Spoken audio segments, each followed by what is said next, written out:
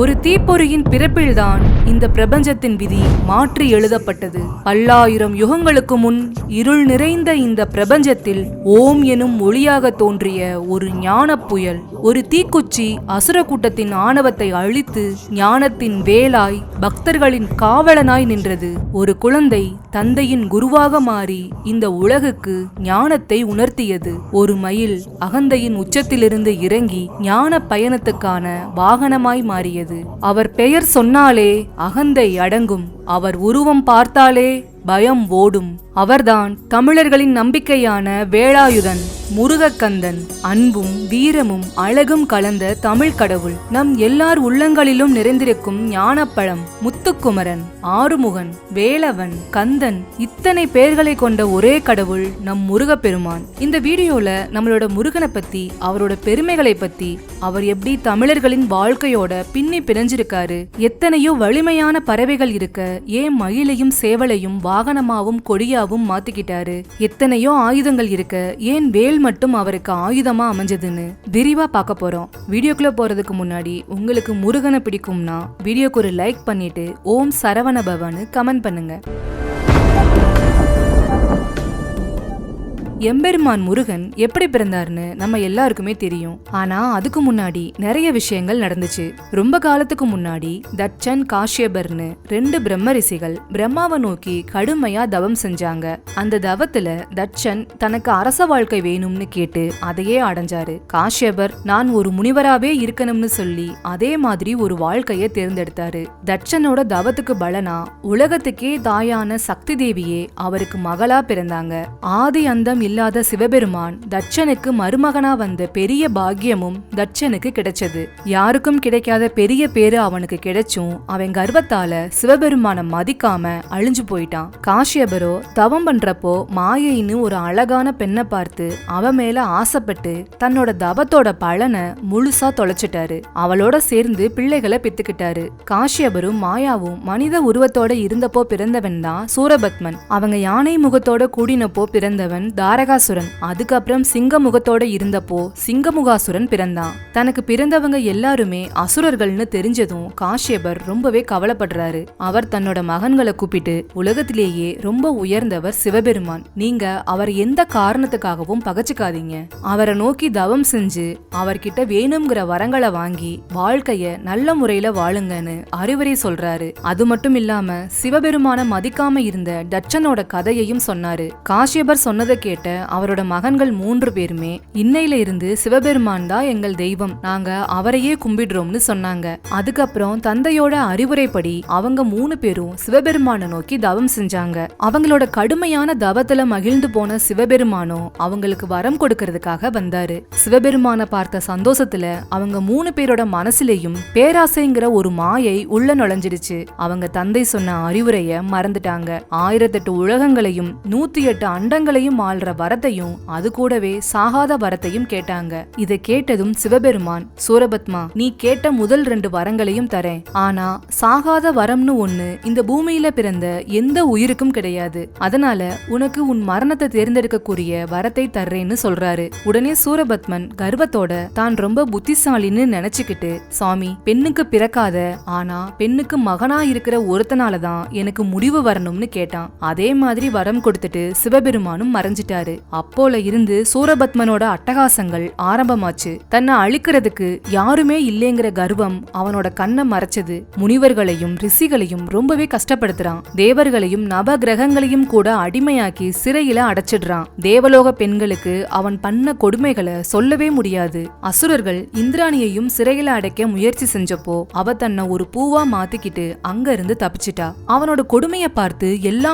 உலகங்களுமே நடுங்குச்சு. மழையும் காற்றும் வெயிலும் கூட அவனை கேட்டுட்டு தான் அவங்கவங்க வேலையை செய்யணும்னு ஒரு நிலைமை. அப்போ நாரதர் பிரம்மாவையும் மகாவிஷ்ணுவையும் கூட்டிக்கிட்டு கைலாயம் வந்தாரு. அங்க உலகாளும் ஈசன் கிட்ட தேவர்களோட நிலைமைய சொல்லி எங்களை காப்பாத்துங்கன்னு கேட்டாரு. சிவபெருமானுக்கு ஈசானம், தத்புருஷம், அகோரம், வாமதேவம், சத்யோஜாதம்னு 5 முகங்கள் இருக்கு. அதோட ஞானிகள் மட்டுமே பார்க்க முடிகிற ஒரு முகமா அதோ முகம்னு சொல்லப்படுற ஞான முகம் இருக்கு. ஒவ்வொரு முகத்திலையும் இருந்து ஒரு நெருப்பு பொரிய வர வச்சு அதை தன்னோட நெத்தி கண்ணால வெளியிட்டாரு. அந்த கணத்துல உலகமே ஒரே வெப்பமயமா மாறிடுச்சு. அந்த வெப்பத்தை தாங்க முடியாத பார்வதி தேவி அங்க இருந்து ஓடுனாங்க. அவங்க ஓடுற வேகத்துல அவங்க கால்ல அணிஞ்சிருந்த கொலுசுல இருந்த நவரத்னங்கள் சிதறி போச்சு. அந்த நவரத்னங்கள்ல நெருப்போட வெப்பம் பட்டு அதுக எல்லாமே நவ வீரர்களா உருவானாங்க. அக்னி பகவான் அந்த நெருப்பை கொண்டு போய் சரவண பொய்கையில சேர்த்தாரு. அங்க அந்த நெருப்போட வெப்பம் தணிஞ்சது. அழகான 6 தாமரை மலர்கள்ல 6 குழந்தைகள் சிவப்பு நிறத்துல ஜொலிச்சிட்டு இருந்தாங்க. அவங்கள கார்த்திகை பெண்கள் 6 பேரும் எடுத்து பால் கொடுத்து வளர்த்தாங்க. அன்னை சக்தி தன்னோட சக்திகளை அவங்களுக்கு கொடுத்தாங்க. அதனால அந்த பெண்களுக்கும் தெய்வாம்சம் கிடைச்சது. பார்வதி தேவி அந்த 6 குழந்தைகளையும் சேர்த்து அணைக்கிறப்போ 6 முகங்களும் 12 கரங்களும் கொண்ட ஒரே குழந்தையா, அதாவது 6 முகனா மாறினாரு. இதனாலேயே இவருக்கு கந்தன்கிற பேரும் வந்துச்சு. ஸ்கந்தன்னா ஒன்னா சேர்ந்தவன்னு அர்த்தம். அதுக்கப்புறம் முருகன் சிவபெருமானோட உத்தரவுப்படி தன் பிறப்பின் நோக்கத்தை நிறைவேற்ற சூரபத்மனோட 6 நாட்கள் போர் செஞ்சு அசுரர்களை வதம் செஞ்சாரு. இத நான் உங்களுக்கு சுருக்கமா சொல்லிருக்கேன். முருக பெருமானோட அவதாரத்தை தெளிவா தெரிஞ்சுக்கணும்னா நம்ம சேனல்ல கந்தபுராணம் வீடியோ அப்லோட் பண்ணிருக்கோம். அதோட லிங்கை கமெண்ட் பாக்ஸ்ல பின் பண்றேன். எல்லாரும் மிஸ் பண்ணாம அந்த வீடியோவை பாருங்க. கண்டிப்பா உங்களுக்கு பிடிக்கும். இப்போ முருகனுக்கு இருக்கிற பெயர்களோட பெருமையை பத்தி பார்க்கலாம். முருகப்பெருமான் பிறந்தது வைகாசி மாசம் விசாக நட்சத்திரம் பௌர்ணமி அன்னைக்கு. அதனால அவருக்கு விசாகன்னு ஒரு பேர் இருக்கு. அவர் சிவபெருமானோட ஜோதியோட மறு உருவம், வேதத்தோட வடிவமா இருக்கிறதுனால அவருக்கு சுப்பிரமணியன்னு பேரு. எப்பவுமே இளமையா இருக்கிறதுனால குமரன், ரொம்ப அழகா இருக்கிறதுனால முருகன். முருகன்னா அழகுன்னு அர்த்தம். முருகனோட பேரு ஒரு பெரிய ரகசியத்தை உள்ளடக்கினது. முகுந்தன், ருத்ரன், கமலத்துல உதிச்ச பிரம்மா. அதனால முருகன் மும்மூர்த்திகள் செய்யற படைத்தல், காத்தல், அழித்தல்னு 3 வேலையையும் செஞ்சு மக்களுக்கு அருளை தர ஒரு கருணை நிறைந்த கடவுளா இருக்காரு. முருகனோட 6 முகங்களும் வெறும் வடிவங்கள் மட்டும் கிடையாது. அது ஒவ்வொரு குணத்தையும் ஒவ்வொரு தத்துவத்தையும் குறிக்குது. ஒரு முகம் ஞானத்தை உணர்த்துது, அறியாமைங்கிற இருளை நீக்கி அறிவை வெளிச்சமா காட்டுது. ஒரு முகம் பேரழகை காட்டுது, இளமையும் பொலிவும் நிறைந்த அவரோட அழக இது குறிக்குது. ஒரு முகம் வீரத்தை குறிக்குது, அசுரர்களை அழித்து நல்லவர்களை காப்பாற்றுகிற அவரோட வல்லமையை இது உணர்த்துது. ஒரு முகம் பக்தர்களுக்கு அருள் கொடுக்குது, தன்னை மனசார வணங்குறவங்க எல்லாரையும் காக்குற கருணை உள்ளத்தை இந்த முகம் காட்டுது. ஒரு முகம் தன்னோட பக்தர்களை காத்து அவங்களுக்கு மோட்சத்தை தர்றத குறிக்குது. ஒரு முகம் வேள்விகள், யாகங்கள், பூஜைகள் இதையெல்லாம் ஏற்றுக்கிற குணத்தை குறிக்குது. இந்த 6 குணங்களையும் கொண்டவர் தான் முருகப்பெருமான். அதனாலதான் அவரை வணங்குறப்போ நமக்கு முழுமையான ஞானமும் அருளும் வெற்றியும் கிடைக்கும். முருகனோட 6 முகங்களும் மற்ற தெய்வங்களோட சக்திய உள்ளடக்கியதா பார்க்கப்படுது. ஒரு முகம் மகாவிஷ்ணுவை குறிக்குது. விஷ்ணு பகவான் மாதிரி முருகனும் உலகை காக்குற தொழில்ல ஈடுபடுறாரு. 2வது முகம் அக்னி பகவான குறிக்கும். அக்னியை போல முருகனும் ஒளியா இருந்து இருளை, அதாவது அறியாமைய அழிக்கிறாரு. 3வது முகம் தத்தாத்ரேயரை குறிக்கும். தத்தாத்ரேயர் மாதிரி முருகனும் முழுமையான ஞானத்தை உணர்த்துபவர். 4வது முகம் பிரம்மதேவரை குறிக்கும். பிரம்மனை போல முருகப்பெருமானும் படைக்கும் தொழில மேற்கொள்வத இது குறிக்கும். 5வது முகம் சிவபெருமான குறிக்குது. சிவபெருமானோட 5 முகங்களை போலவே முருகனும் அழித்தல், காத்தல், படைத்தல், அருளல், மறைத்தல்னு 5 தொழில்களை செய்யறாரு. 6வது முகம் கந்தன், அதாவது முருகனை குறிக்குது. மற்ற தெய்வங்களோட அம்சங்களை உள்ளடக்கி முழுமையா அருள் செய்யற கந்தனோட முகம்தான் இது. இப்படி முருகன் மற்ற தெய்வங்களோட சக்திகளையும் உள்ளடக்கி முழுமையான கடவுளா இருக்காரு. முருகு அப்படின்னா அழகு, இளமை, இயற்கையான மனம், இந்த 3 குணங்களும் இணைஞ்சவர் முருக கடவுள். அதனாலதான் அவருக்கு முருகன் அப்படின்னு பேரு. முருகனோட ஞானம் எவ்வளவு பெருசுனா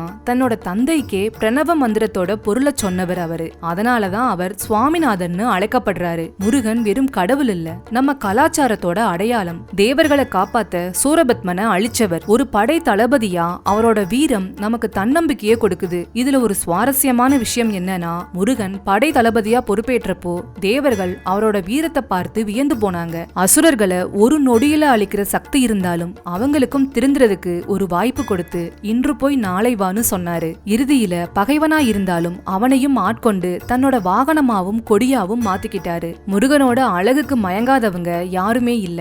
அதனாலதான் அவருக்கு குமரன்னு பேரு. திருச்செந்தூர் முருகன், பழனி முருகன், சுவாமிமலை முருகன்னு ஒவ்வொரு கோவில்லையும் ஒவ்வொரு விதமான அழகு. வள்ளி தெய்வானை கூட இருக்கும்போது ஒரு அழகு, பால முருகனா இருக்கும்போது இன்னொரு அழகு. சிவபெருமானை தன் மகன் கிட்ட பிரணவ மந்திரத்தின் பொருளை கேட்டு தெரிஞ்சுக்கிட்டது முருகனோட ஞானத்துக்கு சாட்சி. ஓம் எனும் பிரணவ மந்திரத்தோட அர்த்தத்தை முருகப்பெருமான் தன் தந்தையான சிவபெருமானுக்கு உபதேசம் செஞ்சாரு. அதனால அவரை ஞான பண்டிதன், சுவாமி சுவாமிநாதன் அழைக்கிறாங்க. முருகன் ஒரு பக்கம் ஞானியா, மறுபக்கம் ஒரு போர் வீரனா, இன்னொரு பக்கம் குழந்தை ரூபமா பல குணங்களோட இருக்காரு. அவர் கையில இருக்கிற வேல், மயில் வாகனம், இது எல்லாமே அவரோட வீரத்தையும் அநியாயத்தை எதிர்த்து போராடுற குணத்தையும் காட்டுது. சூரபத்மன்கிற அரக்கனை அழிக்க சிவபெருமானோட நெற்றிக்கண்ல இருந்து தோன்றினவர் முருகன். அவர் வாகனமா இருக்கிற மயில் வெறுமனே ஒரு பறவை கிடையாது, அது சூரபத்மனோட ஒரு அம்சம். ஒரு அரக்கனையே தன்னோட வாகனமா மாத்தி தன்னோட கட்டுப்பாட்டுல வச்சிருக்காரு. பழனி ஆண்டவரா ஒரு குழந்தை மாதிரி கோபப்பட்டு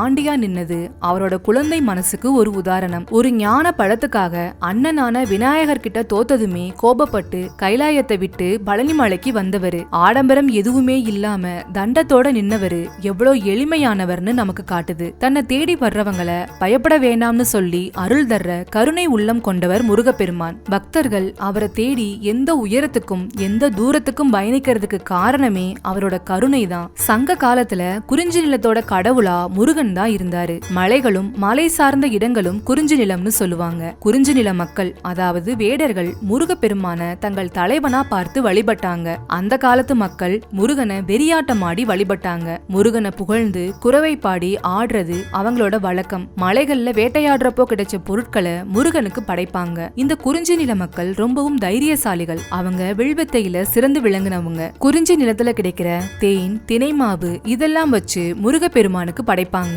இந்த கதைகளை எல்லாம் கேக்குறப்போ நமக்கு முருகனோட வாழ்வும் தமிழர்களோட வாழ்வும் எப்படி பிரிக்க முடியாத அளவுக்கு ஒன்னோட ஒண்ணு கலந்திருக்குன்னு தெரியும். முருகனை சேயோன்னு சொல்லுவாங்க. இதுக்கு காரணம் சிவந்த நிறம் கொண்டவன்னு அர்த்தம். முருகன் சிவந்த நிறத்தோட இருக்கிறதுனால இந்த பேர் அவருக்கு வந்துடுச்சு. சேய்னா குழந்தைன்னு ஒரு அர்த்தம் இருக்கு. முருகப்பெருமான் சிவபெருமானோட குழந்தை, அதனால அவரை சேயோன்னு சொல்றாங்க. இந்த பேரு சங்க இலக்கியங்கள்ல நிறைய இடங்கள்ல பயன்படுத்தப்பட்டிருக்கு. முருகனோட அறுபடை வீடுகள் அவர் செஞ்ச முக்கியமான வீர செயல்களோட தொடர்புடையது. ஒவ்வொரு படை வீடும் முருகனோட ஒரு குணத்தை காட்டுது. திருப்பரங்குன்றம் இது முதல் படை வீடு. இங்கதான் முருகன் தேவர்களோட தலைவனான இந்திரனோட மகளான தெய்வானைய திருமணம் செஞ்சுக்கிட்டாரு. இது அவரோட அருள் நிறைந்த மனக்கோலத்தை காட்டுது. திருச்செந்தூர் இரண்டாம் படை வீடு. இங்கதான் முருகன் சூரபத்மனை அழிச்சு தேவர்களை காப்பாத்தினாரு. இது அவரோட வீரத்தையும் அநியாயத்தை அழிக்கிற குணத்தையும் காட்டுது. பழனி மூன்றாம் படை வீடு. ஞான பழத்துக்காக தன்னோட குடும்பத்தை விட்டு பிரிஞ்சு ஆண்டி கோலத்துல நின்ன இடம் இது. இந்த இடம் ஞானத்தையும் எளிமையான குழந்தை மனதையும் உணர்த்துது. நான்காம் படை வீடு சுவாமிமலை. இங்கதான் முருகன் தந்தையான சிவபெருமானுக்கே பிரணவ மந்திரத்தை உபதேசம் செஞ்சாரு. இது அவரோட ஞான பண்டித கோலத்தை காட்டுது. திருத்தணி ஐந்தாம் படை வீடு. இங்கதான் முருகன் வள்ளிய திருமணம் செஞ்சுக்கிட்டாரு. இது அவரோட காதல் குணத்தையும் வேட்டையாடுற ரூபத்தையும் காட்டுது. பழமுதிர்ச்சோலை ஆறாம் படை வீடு. இது ஒரு அருமையான மலை பிரதேசம். இங்கதான் முருகன் ஒரு கிழவனா வந்து ஔவைக்கு ஞான உபதேசம் செஞ்சாரு. இது அவரோட கருணைய வெளிப்படுத்துது. முருகனை வழிபடுறது பெரும் சடங்கு மட்டும் இல்ல, இது நம்ம மனச சுத்தமாக்குற ஒரு வழி. முருகனை வழிபடுற சரவணபவங்கிற 6 எழுத்துக்களை கொண்ட ஒரு சக்தி வாய்ந்த மந்திரம் இருக்கு. இந்த 6 எழுத்துக்களுக்கும் 6 பெரிய நன்மைகள் இருக்கு. இந்த எழுத்து லட்சுமி தேவியோட அருளை கொடுக்கும். இத சொன்னா பண பிரச்சனை தீரும், செல்வ வளம் பெருகும். இந்த எழுத்து சரஸ்வதி தேவியோட அருளை குறிக்குது. இத சொன்னா அறிவு வளரும், கல்வியில வெற்றி கிடைக்கும். இந்த எழுத்து வாழ்றதுக்கு தேவையான எல்லா சுகத்தையும் கொடுக்கும், அதுக்கப்புறம் மோட்சத்தையும் தரும். ங்கிற எழுத்து எதிரிகளை ஜெயிக்கிற சக்தியை கொடுக்கும். நம்மளோட எதிரிகளா இருக்கிற தீய எண்ணங்கள், கஷ்டங்கள் எல்லாத்தையுமே நாம ஜெயிக்கலாம். பங்கிற எழுத்து மரண பயத்துல இருந்தும் ஆபத்துக்கள்ல இருந்தும் நம்மளை காப்பாத்தும், நீண்ட ஆயுளையும் தரும். வங்கிற எழுத்து நோய் இல்லாத வாழ்க்கையை கொடுக்கும், உடல் ஆரோக்கியத்தை மேம்படுத்தும். இந்த 6 எழுத்துக்களையும் ஒன்னா சேர்த்து சொன்னா முருகனோட முழு அருளும் கிடைக்கும். இந்த மந்திரம் எல்லா நன்மைகளையும் ஒன்னா கொடுக்கிற ஒரு சக்தி வாய்ந்த மந்திரம். இப்போ முருகனுக்குரிய பல சிறப்புகளை பார்க்கலாம். சிவபெருமானுக்கே பிரணவ மந்திரத்தோட பொருளை சொல்லி அவருக்கே குருவா ஆன ஞான பண்டிதன். தமிழ் மொழிய முதலா அகத்தியருக்கு கத்துக் கொடுத்த தமிழ் கடவுள். உலகத்துல எந்த தெய்வத்திற்கும் இல்லாத சிறப்பா முருகனுக்கு மட்டும் 6 முக்கியமான வீடுகள் இருக்கு. இது அவரோட ஒவ்வொரு வீர செயல்களையும் குறிக்குது. அவர் கையில இருக்கிற வேல் வெறும் ஆயுதம் மட்டும் இல்ல, இது ஞானத்தோட அடையாளம். அறியாமைய அழிக்கிற சக்தி இதுக்கு இருக்கு. முருகு அப்படின்னா அழகு, இளமை. அதனால அவரு ஒப்புமை இல்லாத பேரழகனா இருக்காரு.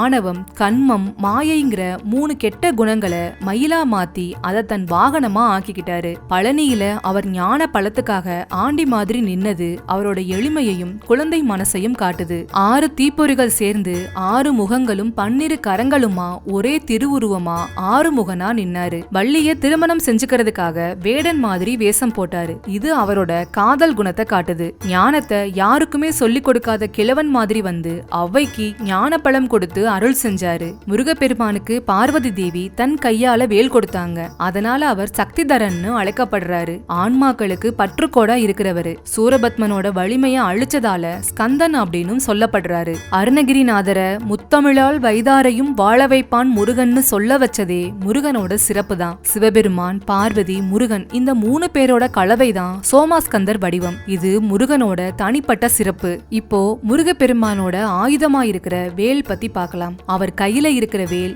ஞானம், அழகு, வீரம், வைராகியம், புகழ், இச்சாசக்தி, கிரியாசக்தி, ஞான சக்தின்னு பல குணங்களை உள்ளடக்கினது. வேலன் அப்படின்னா வேலை தன்னோட கையில ஆயுதமா வச்சிருக்கிறவன்னு அர்த்தம். முருகன் கையில இருக்கிற வேல் சாதாரணமா ஒரு ஆயுதம் கிடையாது. அது ஞானத்தோட அடையாளம். அதாவது எல்லா அறியாமையையும் அழிச்சு ஞானத்தை பெருக்கக்கூடிய ஒரு சக்தி இந்த வேலுக்கு இருக்கு. சூரபத்மன்கிற அசுரனை அழிக்கிறதுக்காக பார்வதி தேவி தன் கையால முருகனுக்கு வேலை கொடுத்தாங்க. அந்த வேல் அவரோட வீரத்தையும் அநீதியா அழிக்கிற குணத்தையும் காட்டுது. அதனாலதான் முருகன் வெறும் போர் வீரன் மட்டும் இல்ல, ஞானத்துல சிறந்தவரும் கூட. இப்படி தன்னோட ஞானத்தையும் வீரத்தையும் குறிக்கிற வேலாயுதத்தை எப்பவுமே கையில வச்சிருக்கிறதுனாலதான் முருகனுக்கு வேலன்கிற பேரும் வந்துச்சு. முருகன் வேலை எடுத்ததுக்கு முக்கியமா 2 காரணங்கள் சொல்லப்படுது. சூரபத்மன்கிற அசுரனை அழிக்கிறதுக்காக பார்வதி தேவி தன்னோட சக்திகளை எல்லாம் ஒண்ணு திரட்டி அதை ஒரு ஆயுதமா மாத்தி முருகனுக்கு கொடுத்தாங்க. அந்த ஆயுதம் தான் வேல். அதனால வேல்ங்கிறது ஒரு ஆயுதம் மட்டும் இல்ல, அது அன்னை பராசக்தியோட வடிவமாவே பார்க்கப்படுது. வேல் ஞானத்தோட வடிவமாவும் இருக்கு. வேலோட நுனிப்பகுதி கூர்மையா இருக்கும், நடுப்பகுதி அகலமா இருக்கும், அடிப்பகுதி ஆழமா இருக்கும். இது என்ன சொல்லுதுன்னா ஒருத்தரோட அறிவு கூர்மையா விசாலமா அதே சமயம் ஆழமாவும் இருக்கணும்னு சொல்லுது. முருகன் கையில இருக்கிற வேலுக்கு பல சிறப்புகள் இருக்கு. வெல் அப்படிங்கிற வினைச்சொல்லுல இருந்துதான் வேலுங்கிற பெயர் வந்துச்சு. அதனால வேல் அப்படின்னா வெற்றின்னு அர்த்தம். அதை ஏந்தினவங்களுக்கு அது நிச்சயமா வெற்றியை கொடுக்கும். அதனாலதான் வெற்றி வேல்னு சொல்லுவாங்க. ஒருத்தரோட மனசுல இருக்கிற கெட்ட எண்ணங்கள், ஆணவம், அறியாமை இதையெல்லாம் அழிக்கிற சக்தி அந்த ஞான வேலுக்கு இருக்கு. முருகனை மனசார நம்பி வணங்கினவங்களுக்கு எந்த ஆபத்து வந்தாலும் முருகன் வர்றதுக்கு முன்னாலேயே வேல் போய் அவங்கள காக்கும் அப்படிங்கிற ஒரு நம்பிக்கை இருக்கு. வேலுண்டு வினையில்லைன்னு சொல்றது இதனாலதான். முருகனோட சிலைகள் இல்லாத சில கோவில்கள்ல வேலை மட்டும் வச்சு வணங்குற வழக்கம் இருக்கு. வேல் வழிபாட்ட சக்தி வழிபாடுன்னு சொல்லுவாங்க. ஏன்னா இது பார்வதி தேவியோட அம்சம். இப்போ மயிலையும் சேவலையும் முருகன் தனக்கு வாகனமாவும் கொடியாவும் எடுத்துக்கிட்டதுக்கான காரணத்தை பார்க்கலாம். முருகனுக்கும் சூரபத்மன்கிற அசுரனுக்கும் பெரிய போர் நடந்துச்சு. அந்த போர்ல சூரபத்மன் பல வடிவங்களை எடுத்து முருகனோட சண்டை போட்டான். கடைசியா ஒரு பெரிய மாமரமா மாறி நின்னான். அப்போ முருகன் தன் கையில இருந்த வேலாயுதத்தால அந்த மாமரத்தை 2ஆ பிளந்தாரு. அப்ப சூரபத்மன் முருகனோட ஞானத்தை உணர்ந்து தன்னோட தப்ப மன்னிக்கும்படி வேண்டிக்கிட்டான். உடனே முருகப்பெருமான் அந்த மாமரத்தோட 2 பாகத்துல ஒரு பாகத்தை மயிலாவும் இன்னொரு பாகத்தை சேவலாவும் மாத்தினாரு. அவர் செஞ்ச இந்த அற்புதத்தால சூரபத்மன் ஆணவம் நீங்கி சாதுவா மாறினான். அதுக்கப்புறம் மயில தன்னோட வாகனமாவும் சேவலை தன்னோட கொடியாவும் வச்சுக்கிட்டாரு. இப்படித்தான் மயிலும் சேவலும் முருகனுக்கு உகந்த பறவைகளா மாறுச்சு. இந்த மயில் சேவல் 2மே பறவைகள் மட்டும் கிடையாது. இதுக்கு பின்னாடி சில தத்துவங்களும் இருக்கு. முதல்ல மயில் அழகுக்கு எடுத்துக்காட்டு. ஆனா அது அழகோட மட்டும் இல்லாம ஞானத்தோட அடையாளமாவும் இருக்கு. மயில் தன்னோட தோகையை விரிக்கிறப்போ அது ஓம்ங்கிற பிரணவ மந்திரம் மாதிரி இருக்கும்னு சொல்வாங்க. அதாவது ஞான சொரூபியான முருகன் ஓம்கார வடிவமான மயில் மேல ஏறி வர்றாரு. மயில் வாகனத்தோட முக்கியமான தத்துவம் என்னன்னா சூரபத்மனோட அகந்தை அழிஞ்சு அவன் இறைவனோட வாகனமா மாறின மாதிரி ஒருத்தரோட மனசுல இருக்கிற ஆணவம், அகந்தை, மாயை இதெல்லாம் நீங்கி அவங்க இறைவனை சரணடையணும்ங்கிறத மயில் காட்டுது. அடுத்து சேவல் அதிகாலையில கூவி உலகத்துக்கு விடிகள் வந்துடுச்சுன்னு அறிவிக்கும். இது என்ன சொல்லுதுன்னா அறியாமைங்கிற இருள் நீங்கி ஞானம்ங்கிற ஒளி வரப்போகுது. முருகனோட சேவர் கொடி அறியாமை இருளை நீக்கி ஞானத்தை பரப்புறத குறிக்குது. சேவல் கோழி குஞ்சுங்க மேல வர்ற ஆபத்தை எதிர்த்து போராடி அதை பாதுகாக்கும். அதே மாதிரி முருகனோட சேவல் கொடி தன்னை வணங்குற பக்தர்களை எல்லா ஆபத்துக்கள்ல இருந்தும் காக்கும்ங்கிறத உணர்த்துது. மத்த கடவுள்கள் மாதிரி இல்லாம முருகப்பெருமான் எந்த பிறவியும் எடுத்ததில்ல. அவர் நேரடியா இந்த பிரபஞ்சத்துக்கு சிவபெருமானோட சக்தி ரூபமா வந்தவர். சுப்பிரமணியன், அதாவது சூங்கிறது மங்களம், பிரம்மண்யம்ங்கிறது வேத அறிவு.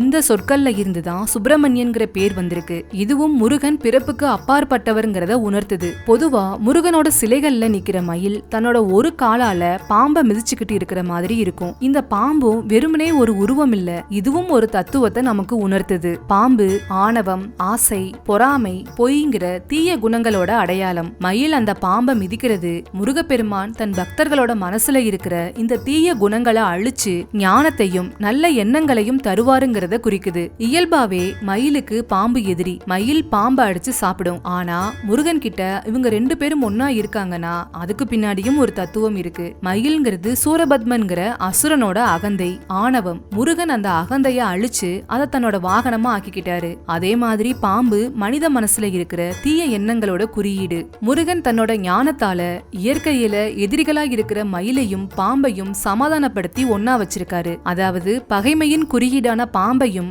ஆணவத்தின் குறியீடான மயிலையும் தன் கட்டுப்பாட்டுல வச்சிருக்காரு. இதுக்கு அர்த்தம் என்னன்னா முருகனோட சக்திக்கு முன்னாடி எந்த எதிரி சக்தியும் ஒண்ணும் இல்லைங்கிறது தான். அதனால பகைமை, பொறாமை, ஆணவம் இது எல்லாமே முருகனோட அருள் இல்லாம கட்டுப்படுத்த முடியாதுங்கிறது தான் இந்த தத்துவத்தோட ஆழமான பொருள். பொதுவா நாம எல்லாருமே ஒவ்வொரு தேவைக்கும் ஒவ்வொரு கடவுளை வணங்குவோம். நல்லா படிக்கணும்னா சரஸ்வதி, பொருள் வேணும்னா லக்ஷ்மி, வீரம் வேணும்னா துர்க்கைன்னு பல தெய்வங்களை பல காரணங்களுக்காக வணங்குவோம். ஆனா முருகப்பெருமான மட்டும் எல்லா காரணங்களுக்காகவும் வணங்க முடியும். அது என்னன்னு வரிசையா தெரிஞ்சுக்கலாம். உடம்புல இருக்கிற நோய்கள் நீங்கி ஆரோக்கியம் பெறுகிறதுக்கு கந்தசஷ்டி விரதம் இருக்கிறது. முருகனுக்கு சந்தன அபிஷேகம் செஞ்சு அந்த சந்தனத்தை பிரசாதமா வாங்கி நெத்தியில பூசிக்கிறது. இதோட பலன் என்னன்னா உடல் நோய்கள் எல்லாம் நீங்கும். குறிப்பா தோல் தொடர்பான பிரச்சனைகள் சரியாகும். உடல் ஆரோக்கியம் மேம்படும். ஞானம் பெருகவும் கல்வியில சிறக்கவும் சுவாமிமலை முருகன் கோவிலுக்கு போய் வணங்குறது, முருகனுக்கு நெய் தீபம் ஏற்றுவது, கந்தர் அலங்காரம், திருப்புகழ் பாடல்களை படிக்கிறது.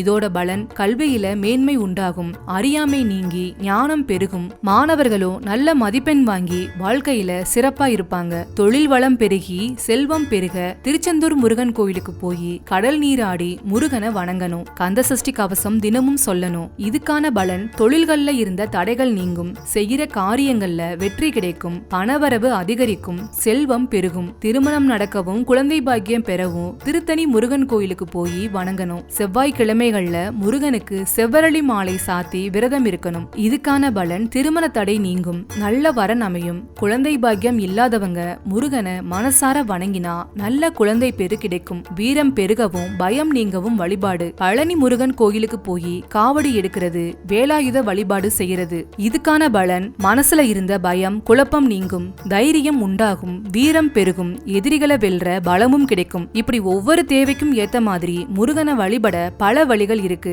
நம்ம தேவைக்கு ஏத்த மாதிரி வழியை தேர்ந்தெடுத்து முருகப்பெருமான வணங்கினா அவன் அருள் கண்டிப்பா நமக்கு கிடைக்கும். இவ்ளோ நேரம் நீங்க முருகனோட கதையை கேட்டது வெறும் பொழுதுபோக்கு இல்ல. உங்க வாழ்க்கையில ஒரு பயம் வந்தா, ஒரு குழப்பம் வந்தா, இல்ல ஒரு கஷ்டம் வந்தா அது எல்லாமே சூரபத்மன் மாதிரி ஒரு மாயை. முருகன் தன் வேலாயுதத்தால சூரபத்மனை எப்படி அழிச்சாரோ அதே மாதிரி உங்க மனசுக்குள்ள இருக்கிற ஞானம்ங்கிற வேல் எல்லா பயத்தையும் எல்லா குழப்பத்தையும் அழிக்கும். இந்த வீடியோ முடிஞ்சதும் உங்க மனசுக்குள்ள ஒரே ஒரு குரல் மட்டும் ஒலிக்கட்டும். அதுதான் வெற்றிவேல் வீரவேல். உங்களுக்கு இந்த பதிவு பிடிச்சிருந்தா வீடியோக்கு ஒரு லைக் பண்ணிட்டு உங்க ஃப்ரெண்ட்ஸ் எல்லாருக்கும் ஷேர் பண்ணுங்க. மறக்காம நம்ம சேனலை சப்ஸ்கிரைப் பண்ணிட்டு உங்களோட எண்ணங்களை கமெண்ட்ல சொல்லுங்க. நன்றி.